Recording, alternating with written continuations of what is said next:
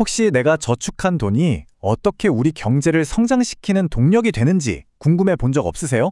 오늘 우리가 알아볼 게 바로 그겁니다. 우리 경제에 피를 돌게 하는 심장, 바로 금융 시스템에 대한 이야기인데요. 저와 함께 거대한 금융 생태계를 탐험한다고 생각하시면 딱 맞을 것 같네요. 자, 그래서 오늘은요, 이 5가지 주제를 가지고 한국의 금융 시스템을 속 시원하게 파헤쳐 보겠습니다. 금융 시스템이 대체 뭔지부터 시작해서 돈은 어디서 흐르는지, 또 누가 그 돈을 움직이는지 살펴볼 거고요. 그리고 좀 더 들어가서 우리나라 시스템의 특징은 뭔지, 또 앞으로 어떤 과제가 남았는지까지 쭉 훑어볼게요.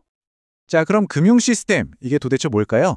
가장 쉽게 말해서 돈이 좀 남는 사람들, 그러니까 우리 같은 가게에서 돈이 꼭 필요한 곳, 바로 기업으로 자금이 잘 흘러가게 만들어주는 뭐랄까 경제의 운영체제, OS 같은 거라고 보시면 돼요. 우리 몸의 혈액순환이랑 똑같습니다. 돈이라는 피를 가장 필요한 곳으로 촥촥 보내서 경제 전체를 활기차게 만드는 거죠. 자, 그럼 이 금융 생태계의 첫 번째 파트부터 한번 들어가 볼까요? 돈이 흐르는 곳, 그러니까 이 생태계의 서식지라고 할 수 있는 금융시장에 대해 알아볼게요. 우리가 보통 금융시장 하면 딱 증권거래소 같은 건물을 떠올리잖아요. 근데 사실은 그보다 훨씬 더 큰 개념입니다. 어떤 장소라기보다는 금융상품이 거래되는 체계적인 시스템 전체를 말하는 거예요. 그리고 이 시장은 아주 중요한 기준, 바로 상품의 만기에 따라서 크게 2가지로 나뉩니다. 자, 여기 표를 보시면 그 차이가 한눈에 들어오죠? 왼쪽에 있는 단기 금융시장은 말 그대로 단기, 그러니까 만기가 보통 1년 미만인 상품들을 다뤄요. 주로 기업들이 갑자기 돈이 필요할 때 잠깐 쓰고 갚는 그런 유동성을 관리하는 곳이고요. 반면에 오른쪽의 자본시장은 만기가 1년 이상인, 좀 길죠? 주식이나 채권 같은 걸로 공장을 짓는다거나 하는 장기적인 투자 자금을 마련하는 곳입니다. 단기 금융시장 중에서도 우리가 꼭 주목해야 할 것이 하나 있습니다. 바로 이 RP 시장이에요. 이게 좀 독특한 게 거래하는 물건은 장기 채권인데 거래하는 방식은 단기 자금 거래라는 거죠. 신기하죠? 바로 이 점 때문에 장기 시장과 단기 시장을 딱 이어주는 아주 중요한 다리 역할을 합니다. 이게 그냥 이론적인 얘기가 아니에요. 이 시장이 얼마나 중요하냐면요.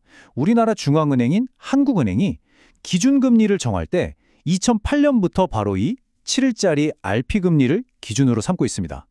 어마어마하죠? 자, 이렇게 시장이라는 서식지가 마련됐으면 그 안에서 실제로 움직이는 구성원들이 있어야겠죠? 네, 바로 금융기관들입니다. 이 플레이어들이 돈을 어떻게 움직이는지 한번 보시죠. 우리나라 금융 시스템 안에는 정말 다양한 선수들이 뛰고 있습니다. 일단 우리한테 제일 익숙한 은행이 있고요. 또 상호저축은행처럼 은행은 아니지만 예금을 취급하는 곳들도 있죠. 그리고 주식 거래하는 증권사, 또 보험회사도 빼놓을 수 없고요. 이뿐만이 아닙니다. 이 모든 선수들이 규칙을 잘 지키도록 심판 역할을 하는 금융감독원이나 경기장 역할을 하는 한국거래소 같은 기관들도 아주 중요한 플레이어들이에요. 자, 이 차트를 한번 보세요. 이 생태계의 왕이 누군지 바로 보입니다. 2017년 자료긴 하지만 전체 금융기관 자산의 무려 51.8%, 그러니까 절반이 넘는 비중을 은행이 차지하고 있어요. 이걸 보면 우리나라 금융 시스템이 전통적으로 얼마나 은행 중심이었는지를 확실히 알 수 있습니다. 자, 그럼 이런 은행 중심의 생태계가 과연 최선일까요? 아니면 시장이 그 역할을 대신해야 할까요? 이게 바로 금융 시스템의 구조를 둘러싼 아주 근본적인 논쟁입니다. 한번 깊이 들어가 보죠. 경제학계에서 아주 오랫동안 이어진 논쟁이 하나 있어요. 한쪽에서는 경제학자 조앤 로빈슨처럼 금융은 그냥 경제가 커가는 걸 따라가는 거다라고 봅니다. 그런데 다른 쪽에서는 노벨상까지 받은 머튼 밀러처럼 아니다, 금융시장이 혁신을 만들어서 경제성장을 끌고 가는 거다라고 주장하죠. 그러니까 금융이 과연 경제의 운전사냐 아니면 그냥 조수석에 탄 동승자냐, 이 논쟁인 셈입니다. 이 논쟁이 실제로는 2가지 시스템으로 나타나는데요. 하나는 은행 중심 시스템입니다. 독일이나 일본이 대표적인데 은행이 기업이랑 아주 끈끈한 관계를 맺고 돈도 빌려주고 경영도 감시하는 그런 구조예요. 다른 하나는 시장 중심 시스템이죠. 미국이나 영국 같은 나라들인데 여기서는 기업이 주식이나 채권을 발행해서 시장에서 직접 돈을 구해와요. 그리고 감시는 시장 참여자들, 투자자들이 주가를 보면서 하는 거고요. 그럼 우리나라는 어땠을까요? 1960년대부터 80년대까지는 정부 주도하에 산업화를 밀어붙이기 위해서 은행을 적극적으로 활용했어요. 전형적인 은행 중심 시스템이었죠. 하지만 1997년 외환 위기가 터지면서 모든 게 바뀌었습니다. 이 엄청난 위기를 겪으면서 이대로는 안 되겠다는 생각에 금융 시스템의 체질을 완전히 바꾸기로 하죠. 바로 자본시장을 키우는 쪽으로 정책 방향을 확 튼 겁니다. 그럼 이제 정답이 나온 걸까요? 시장 중심이 맞는 걸까요? 사실 요즘 경제학에서는 어느 한쪽이 무조건 좋다고 말하지 않아요. 핵심은 금융기능 그 자체에 있다고 봅니다. 그러니까 은행하고 시장이 서로 경쟁하는 게 아니라 서로를 보완해주는 관계라는 거죠. 앨런 그린스펀 전 미국 연준 의장이 이런 비유를 했어요. 자동차 타이어 한쪽에 펑크가 나면 다른 쪽이 스페어 타이어 역할을 해줘야 한다고요. 결국 어느 한쪽으로 쏠리지 않은 균형 잡힌 시스템이 제일 중요하다는 얘기입니다. 자, 이렇게 우리 금융 시스템이 많은 변화를 겪으면서 발전해 왔는데요. 그렇다고 모든 문제가 해결된 건 아닙니다. 아직도 풀어야 할 숙제들이 산더미처럼 남아있죠. 마지막으로 우리가 어떤 도전에 직면해 있는지 한번 살펴보겠습니다.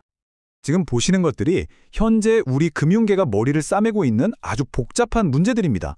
금융 감독 체계를 어떻게 손볼 것인가 하는 문제도 있고요. 그리고 이거 정말 오래된 논쟁인데 바로 은산분리 문제입니다. IT 기업 같은 산업자본이 은행을 갖게 하는 걸 어디까지 허용해야 하느냐. 이게 혁신을 가져올 수도 있지만 자칫하면 은행이 대주주의 개인 금고가 될 수도 있거든요. 이 팽팽한 긴장감 속에서 아직도 결론이 안 난 논제죠. 여기에 요즘 핀테크 혁신도 엄청난데 이걸 어떻게 제대로 잘 뒷받침해 줄 것이냐. 정말 하나하나가 다 쉽지 않은 과제들입니다. 결국 우리는 이런 질문 앞에 서게 됩니다. 과거에 성공했던 방식에 머물러 있을 것인가? 아니면 새로운 도전에 맞춰서 우리 시스템을 또 한 번 진화시킬 것인가?